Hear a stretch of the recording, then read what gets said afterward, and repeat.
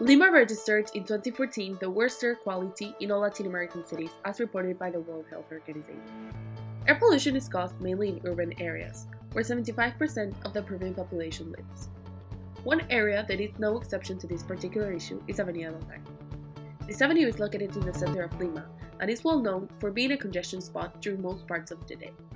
During this presentation, we will answer how can the levels of air pollution be reduced in Avenida Bancay. Traffic related to air pollution essentially involves any source of contamination material that comes from transportation means.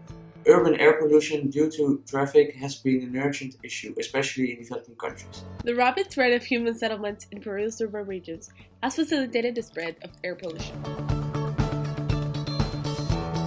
Avenida Bancay is one of the most transited streets in the city. The state of the problem regards two main issues, the traffic and lack of clean areas. Motorized vehicles transit frequently throughout the day.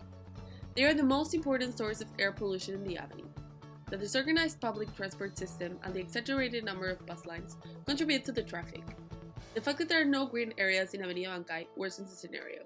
The avenue is surrounded by buildings, which makes it hard for the air pollutants to fly away, so the gas emissions stay trapped in the area.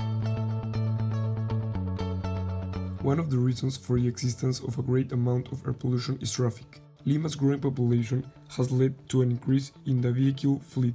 A larger number of cars makes it harder for the authorities to regulate the quality standards and maintenance of motorized vehicles. On top of that, this increase generates more congestion in the avenue since the infrastructure has not changed. More cars equal to more congestion and more pollution. The two main impacts air pollution has in Avenida Bancay are regarding health and environmental costs. One of the main impacts of air pollution in the Avenida Bancay is the great health risk this problem involves. The main complications identified are afflictions in the eyes and bronchopulmonary problems such as allergies, asthma, and bronchitis. People that spend a significant number of hours in Bancay are more susceptible to have health problems because of the number of pollutants in the air. A study made a comparison between El Olivar, a place with vast amount of green areas, and Avenida Bancay, an area with a lot of vehicular congestion. It showcases that the number of problems people perceive in Bancay surpasses in 122% the number of problems supposed in El Olivar. The action taken regarding air pollution in Avenida Bancay focuses mainly on responses by the public sector. The municipality of Lima Metropolitana implemented a plan to rearrange traffic in Avenida Bancay in December 2011. The objective was to reduce congestion and air pollution. The results of this measure were positive. As you can see in the image, the concentrations of the air pollutants between the first period 2007-2009 and the second period 2013-2015 diminished significantly. Another response by the government was the implementation of the environmental quality standards. In order to pursue economic activities, these standards should be met. Regarding the age of vehicles in use, according to the Article 44 of the Supreme Decree, vehicles must not exceed 20 years of age. This will help reduce the greenhouse gas emissions because the vehicles will be renovated more often. Since air pollution is a negative externality, it generates a cost on third parties that are not compensated by the executors. As a result, it is necessary to have methods of intervention in order to correct these behaviors. 5 solutions were elaborated as a response to a question at the beginning of this presentation. The first one is the creation of an integrated transportation system. Instead of allowing the presence of all numerous bus lines in the Bancay, the government should incorporate a fixed number of modern and big transport which sufficiently supplies the high demand of users.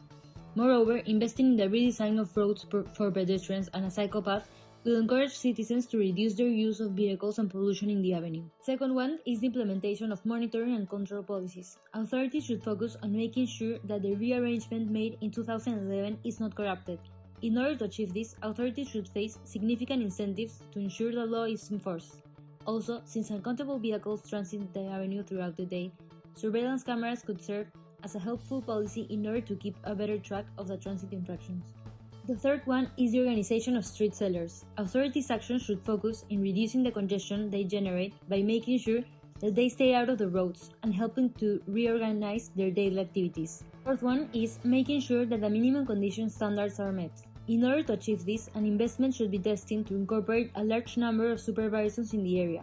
Also, to reduce the use of diesel as fuel, a tax can be imposed in the production of diesel. 5. Implement the redesign of roads for pedestrians and cyclists. Authorities should focus on making sure that the vehicles transit the avenue throughout the day, surveillance cameras could serve as a helpful policy in order to keep a better track of the transit infractions. The fifth one is the implementation of monitoring and control policies. Authorities' actions should focus in reducing the congestion they generate by making sure that they stay out of the roads and helping to reorganize their daily activities. Technological improvements such as engine development and cleaner gasoline can also help reduce air pollution. The fifth one is environmental awareness. Environmental education serves as a tool to tackle social conflicts. The objective is to generate conscience in students to help them fully understand the effects of polluted air. This could help change systematically the behavior of future generations, and so they can be aware of their environmental implications and act consequently. In the light of the investigation, the two best options to reduce air pollution in Abancay Avenue are the creation of an efficient public transportation system and the assurance that the reordering made in 2011 is enforced completely. The first option will help reduce contamination significantly, not only in Abancay Avenue but also in the whole city. The use of an integrated system will minimize the informal methods of transportation, and modern public buses that comply with the regulation would help mitigate the problem. The second suggestion is linked with the previous one. Prepared law enforcement agents will help reduce the traffic flow in the avenue, as public transport units that used to ignore traffic regulations will now be compelled to. Traffic flow in Abancay Avenue should improve, and air pollution generated by diesel will decrease as the regulations are respected.